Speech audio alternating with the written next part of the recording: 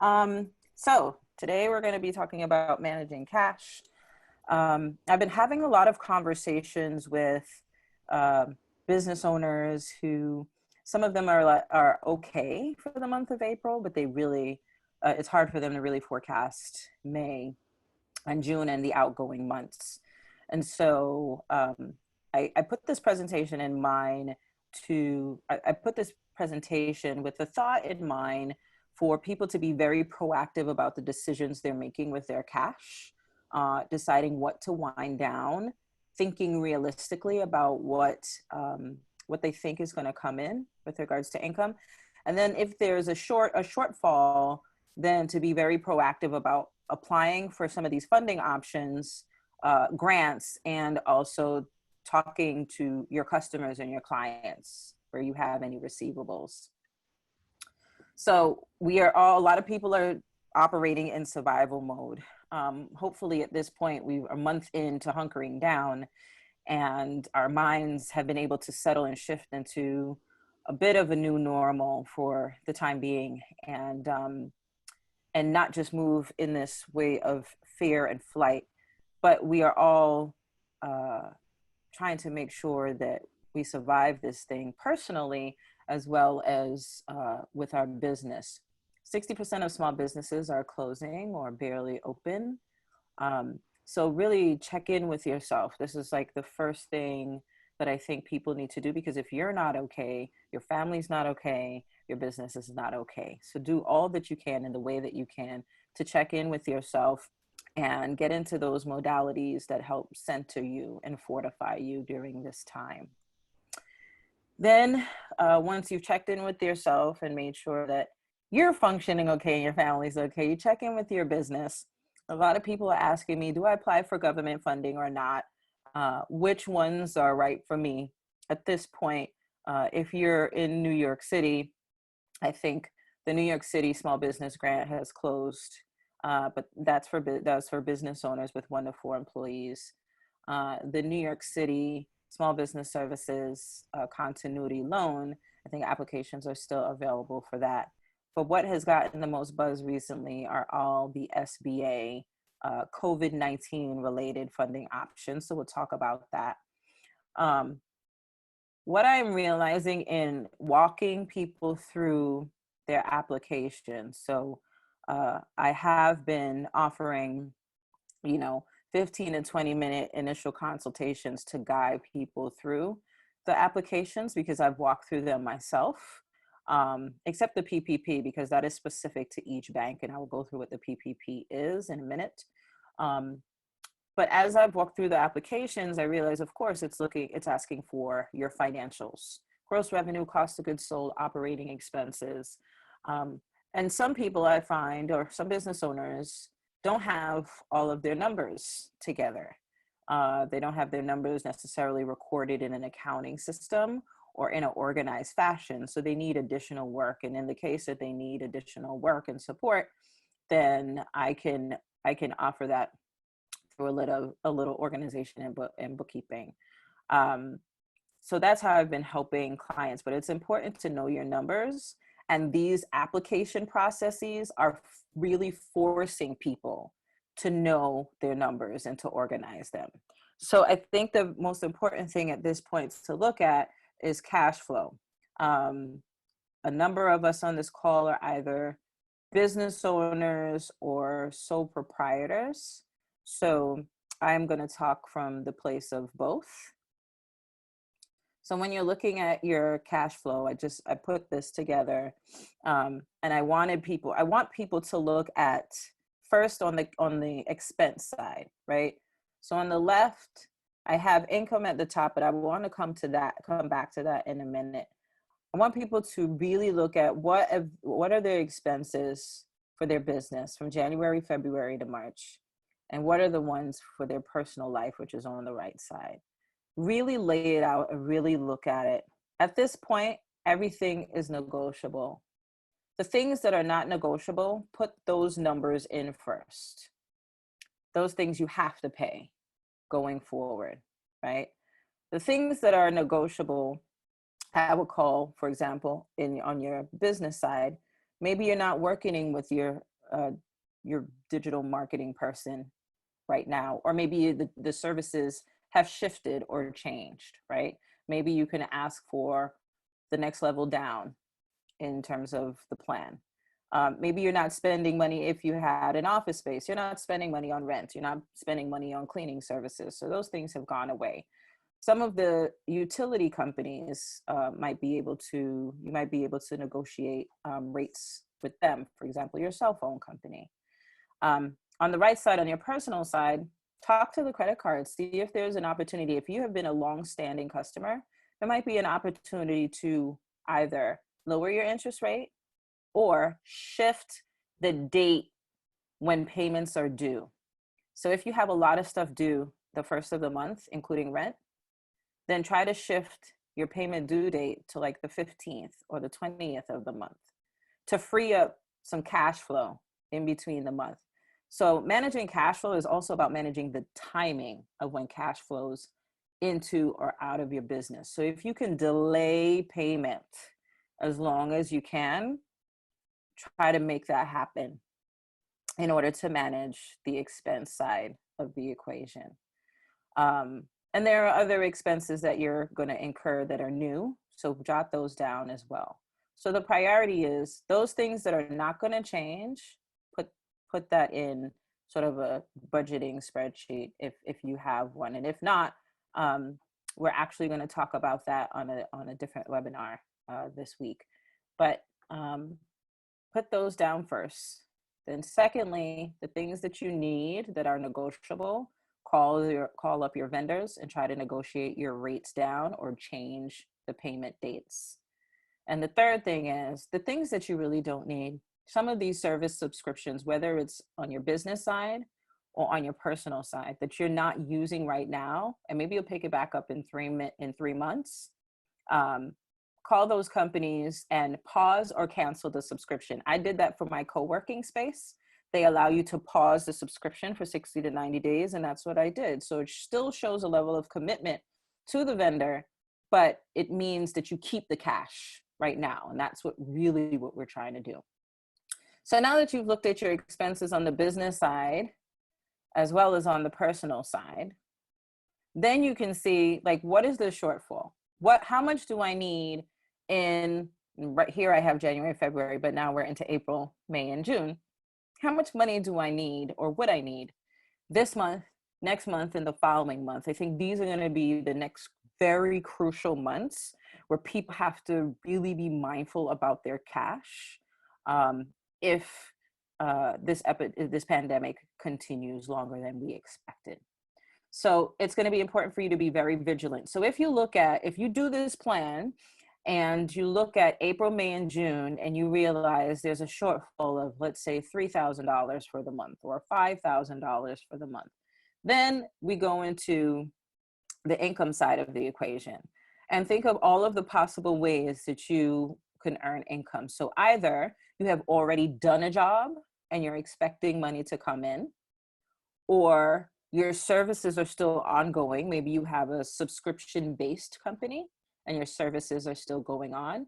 Be realistic with yourself about how much of that money is going to come in. So if you're accustomed to getting recurring revenue of like $5,000 from a client, then I would probably reduce that by 50% just in case the client can't pay all of it in a particular month. So be really realistic about that. In this case that I've used here, this is a business that's like a personal training business, right? So I put all the different, they might have a membership, they might offer group classes, they might offer personal training, and they might offer special events. And then the investment, in this case, my magical or imaginary business owner, her name is Samantha. And then she might take things out of her personal bank account and put into the business account, which is like an investment in her business, right? So I want you to lay out all of the sources of cash, or all of the sources of cash for each month. And you might have other revenue sources. And then once you've outlaid all of your expenses and then you've overlaid them with income, then you can see what is the net by month. Am I short $300? Am I short $1,000? Am I short $5,000, right? And so we're going to talk about what happens if you think of this if you end up with a shortfall after you've done this activity. But before we do that, I get this question a lot about what about the clients that I've done work for already and they owe me money. So I need to collect on that money. I think it's very important at this time to check in with your clients. If you have not done so already, give them a call. They're human beings too. A lot of people are just in general going through and handling this pandemic in very different ways. So just check in with them on a human level and just relate to where they are and tease out what's going on in their life and what's going on in terms of if they still need your services. I think from there you can get a clue into how you might potentially manage asking for the money that you're due, right? Because you've earned it. So some things that you can do to make the conversation more comfortable. You should have the conversation. Don't be afraid of it. But to come to the conversation with the client that owes you money with a sense of power, these are some alternatives that you can offer them. So you can relax the deadline, meaning if your terms were 30 days or 15 days, you can make them 45 days or 65 or 60 days. That you can make that the payment due date. You can offer them payment plans. So if they owe you like $6,000, you ask them to pay $2,000, $2,000, $2,000, right? Each month. So you can offer them a payment plan, or you can offer them a discount. You say, hey, you owe me X amount of money. I will give you a discount of 10% if you pay all of it now, right? That's kind of what a lot of the utilities are doing. If you pay the money up front, they're giving you a 2 or 5% discount. So you decide what discount is appropriate for you, but that's a way for you to get cash flow in the door. And actually, since people probably still have cash, they're just being cautious, since they probably still have cash in April, it'll be harder in the later months, I suspect, to get money from your clients. It's really important to do these things today, like this month. So offer discounts for early payment. Like I said, extend terms. Or if they want to, ask them if they want to pause the service. If it's really a difficult time for them and you've already earned the money, first try to see how you can get some cash flow from them. But then for outgoing months, they might want to pause the service instead of altogether canceling. And that's also a way to retain customer loyalty, to offer that. So now, like I said, actually, let me go back to this. If you have laid out what your business cash expenses are, your personal expenses are, and then you overlay that with income, and then you were pretty realistic about what cash you expect to come in from your clients because you've done these things. And so you might not expect 100% in the month of April, but you might expect money April, May, and June. So I want you to do that in the exercise, put the monies in April, May, and June. After you've done that exercise and you see when you take the cash coming in minus the cash going out and there's still a little bit of a shortfall because you've done this exercise today, these are some ways that you can support the shortfall. Yes, it might take some time to get some of the lending to you, but I think that these are options that people should apply for right now. I hope that the government will continue to add more money to the fund, but just in case they end up closing any of these loan applications, it's important to act now. My understanding also is that with the SBA COVID-19 related funding, that if you were to be extended a loan, in some cases it's forgivable or it's, you don't have to pay it back. But in case you get a loan, you can either reduce the amount. So let's say they gave you more than you really want to be responsible for. There's an opportunity for you to reduce the amount or to extend when you trigger it. for 6 months. So maybe you don't trigger it in April because you're okay, but maybe in June, if the pandemic continues to be last very long, maybe you trigger the loan in June. So there's an opportunity for you to not trigger accessing the loan for, I think, up to 6 months. So, but it's important to get in the application now so that you could be in the running. And so there are 3 SBA loans at this point. The first one is the one that came through the CARES Act Paycheck Protection Program. There's some details here. I created this cheat sheet because I realized I was getting so many emails about all the aspects of these loans, and it was confusing. And I felt like, here's an easy way for me to break it down. What's the purpose? Here's the use of funds. Here's the amount that they will extend to you. Here's the rate. Here's the structure. As some of them have special features, and then some of them have, I wanted to provide additional info. After this call, we will send this cheat sheet to you. But just to give you a brief overview, the Paycheck Protection Program is primarily designed to keep workers on payroll. There's a certain way they determine the amount, 1% fixed fee, and it's really to cover like payroll, mortgage interest payments, and some other operating expenses. Some percentage of the loan that is extended is forgiven. I think you should go to the website for more details, the SBA website for more details. The second set of loans, and I want to make this clear, there are 2 things that are being offered here. The EIDL is the Economic Injury Disaster Loan, and there's an Economic Injury Disaster Loan Advance. People are calling the loan advance a grant. I don't want to confuse the 2 names because in real life, they mean 2 different things. So the first one is a loan, right? And so while you're waiting for the loan process to happen, so let me back up a second.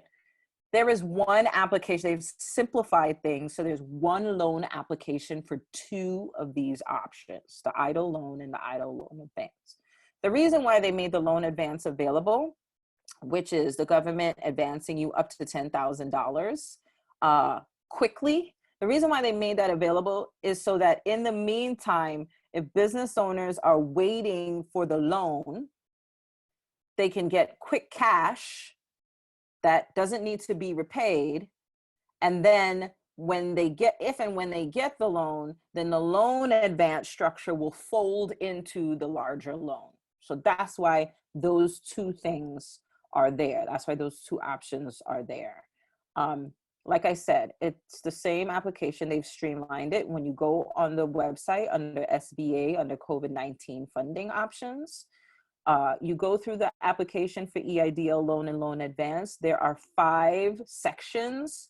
And on the 5th page/section, there is a box where you check it to show interest in the loan advance. That's where you indicate your interest in the loan advance. And then they ask for your banking information, routing number, and account number, right? Because they will just make a determination on the loan advance and deposit the money into your bank account while you're waiting to hear back on the EIDL loan.